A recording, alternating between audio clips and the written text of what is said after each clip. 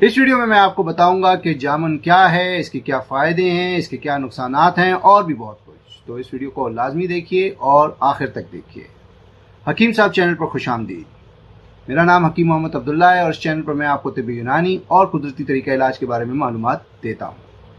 تو آئیں وقت ضائع کیے بغیر ویڈیو کو شروع کرتے ہیں. تو آئیں سب سے پہلے دیکھتے ہیں کہ جامن کیا ہے.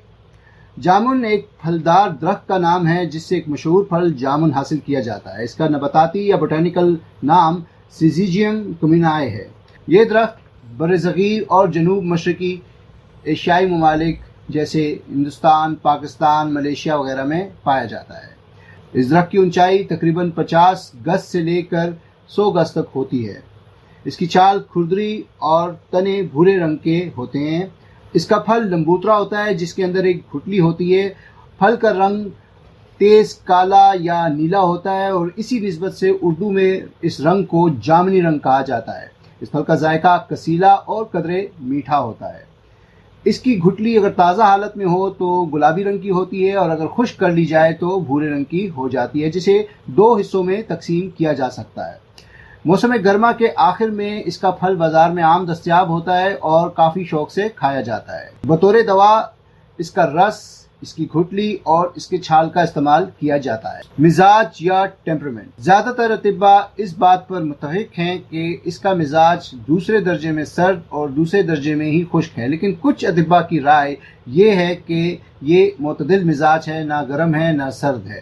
میری اپنی ناقص رائے میں اس کا مزاج سرد خشک ہی ہے. فائدے یا خصوصیات یعنی کہ بینیفٹس اینڈ پراپرٹیز. تو اس کا سب سے پہلا فائدہ تو یہ ہے کہ یہ نظام ہضم کے لیے انتہائی بہترین چیز ہے. معدے اور جگر کی گرمی کو دور کرتا ہے اور ہاضمے کو بہتر بناتا ہے. اس میں موجود فائبر قبض کو دور کرنے میں مدد کرتا ہے.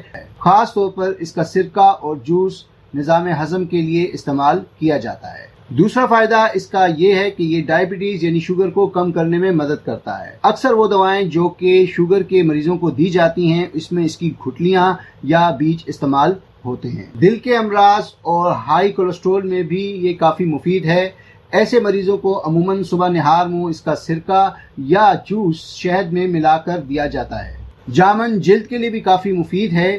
اس کے جوس یا رس میں وٹامن سی اور اینٹی آکسیڈنٹس کافی مقدار میں پائے جاتے ہیں، اس لیے اس کے رس کے پینے سے جلد تر و تازہ رہتی ہے. اس کے علاوہ اس کے بیج یا گھٹلی کا ماسک بھی بنا کر چہرے پر لگایا جاتا ہے. اس کا ایک فائدہ اورل کیئر یعنی دانتوں کی حفاظت بھی ہے. اس کی چھال کی لکڑی کو جلا کر اس سے منجن بنایا جاتا ہے یعنی ٹوتھ پاؤڈر بنایا جاتا ہے، اور وہ ٹوتھ پاؤڈر مسوروں کی مضبوطی کے لیے، انہیں کیڑا لگنے سے بچانے کے لیے اور دانتوں کی مضبوطی کے لیے کافی مفید ہے. اس کے علاوہ دانتوں کے کئی امراض میں اس کی چھال کے جوشاندے کو بھی استعمال کیا جاتا ہے. سائیڈ افیکٹ یا مضر اثرات. اگر حد سے زیادہ جامن کا استعمال کیا جائے تو یہ ہاضمے کو نقصان پہنچا سکتا ہے، یہ مشکل سے ہضم ہوتا ہے اور گیس پیدا کرتا ہے. اس کے علاوہ یہ پھیپھڑوں کو بھی نقصان پہنچا سکتا ہے. تو بہتر ہے کہ اس کا استعمال کم کیا جائے یا پھر مسئلے کے ساتھ کیا جائے. اینٹیڈوٹ یا مسئلے.